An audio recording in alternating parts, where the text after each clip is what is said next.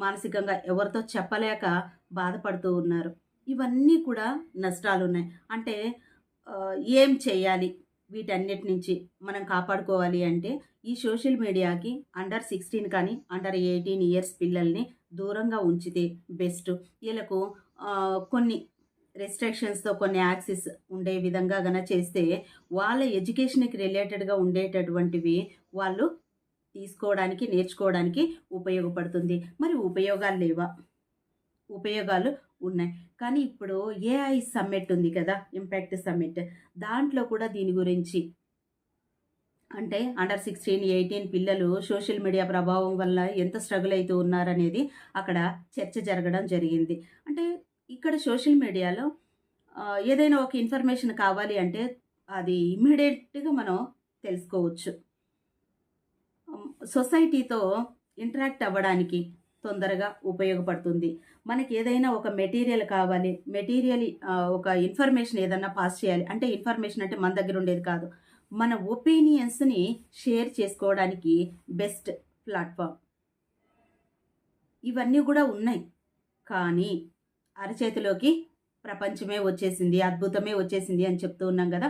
అది అద్భుతము అనేటటువంటి పదాన్ని ఉపయోగించాలి అంటే వాళ్ళకేం కావాలి పిల్లలకి అనేటటువంటి కొంచెం దాని మీద నాలెడ్జ్‌ని మనం కల్పించామంటే 100% పిల్లలు ఏవంటే అవి చూడడం గానీ, టైం వేస్ట్ చేసుకోవడం కానీ, ఆ డిప్రెషన్‌కి వెళ్ళడం గానీ, యాంగ్జైటీగా ఉండడం కానీ, పియర్ గ్రూప్స్‌తో కంపారిజన్ కానీ, ఈ ప్రతి ఒక్కటి గూడా లేకుండా ఉంటుంది. అంటే ఒక చిన్నదానికి ఒక సెన్సిటివ్ పాయింట్ దగ్గర అంటే నాకు లైక్స్ రాలేదు, షేర్స్ రాలేదు, నాకు కామెంట్స్ రాలేదు, నా ఫ్రెండ్‌కి ఇన్ని లైక్‌లొచ్చాయంట, ఇన్ని షేర్‌లొచ్చాయంట, నేను ఎన్ని గంటలయింది ఇది అప్‌లోడ్ చేసి అని చెప్పేసి రీసెంట్‌గా ఒకటి చూసుంటాం మనం.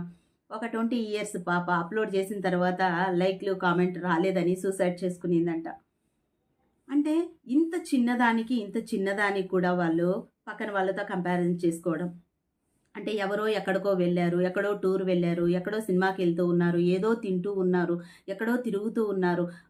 అదంతా బయటుండేటటువంటిదంతా చూసి మనం ఎలా ఉన్నాము, మనం ఎంత కంఫర్ట్ జోన్‌లో ఉన్నాము అనేటటువంటి విషయాన్ని కంఫర్ట్ జోన్ అంటే నేను అన్నిటికీ చెప్పట్లేదు.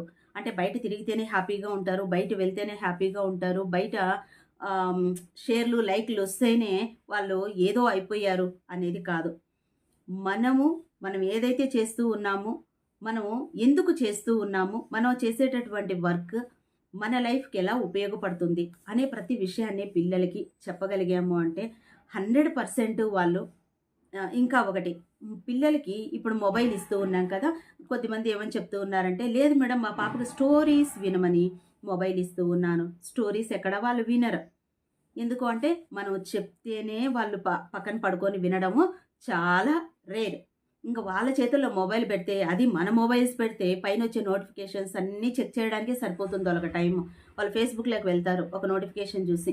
అక్కడ ఏమొచ్చిందో ఫస్ట్ అంతా పేరెంట్స్ ఏం చూసుంటారో అవే వాళ్ళు యూట్యూబ్ అల్గారిథమ్ అనేది మనకు ప్రమోట్ చేస్తుంది. అవే వాళ్ళు చూసుకుంటూ వచ్చేస్తారు. ముందు చెప్తాం కదా! మనం చెప్పింది వినరు, చూసింది నేర్చుకుంటారు పిల్లలు. మన జెరాక్స్ కాపీసే వాళ్ళు మనం ఏదైతే చేస్తూ ఉన్నామో దాన్నే ఫాలో అయితారు అని చెప్పాం కదా! ముందు వీడియోలో. అదే విధంగా ఆ నోటిఫికేషన్ నుంచి ఇన్‌స్టాకి పోతారు, ఇన్‌స్టా నుంచి ఫేస్‌బుక్ పోతారు, ఫేస్‌బుక్ నుంచి వాట్సాప్ వస్తారు, వాట్సాప్ నుంచి ట్విట్టర్‌కి పోతారు. ఎక్కడికైనా పోతారు. టైం చూసుకున్నప్పుడు చూస్తే వాళ్ళు ఎక్కడికి పోయుండరు, ఇంట్లోనే ఉంటారు. టైం మాత్రమే ఆ రోజు గడిచిపోయి ఉంటుంది. ఈ మూడ్‌లో నుంచి వాళ్ళని మనం బయటికి తీసుకురావాలంటే స్టోరీ టెల్లింగ్, స్టోరీ రీడింగ్ అనేది చాలా చాలా చాలా మంచిగా ఉపయోగపడుతుంది పిల్లలకి. కాబట్టి ప్రతి పేరెంట్ కూడా ఇంకా కర్ణాటక, మన ఆంధ్ర కూడా ఈ మొబైల్ అండర్ 16, అండర్ 18కి కొన్ని రిస్ట్రిక్షన్స్ ఉంటే బావుండు అని జరుగుతూ ఉంది. ఒక సర్వే లాగా జరుగుతూ ఉంది. కాబట్టి డిస్కషన్స్ అది వస్తే ఇంకా చాలా హ్యాపీ, చాలా బాగుంటుంది కూడా. అందరికి గూడా పేరెంట్స్ అందరికి గూడా ఆల్ ది బెస్ట్. వేటి నుంచైతే మన పిల్లలను దూరంగా పెట్టాలో వాటి వాటి మీద మాత్రం మీరు ఫోకస్ చేయండి. Thank you.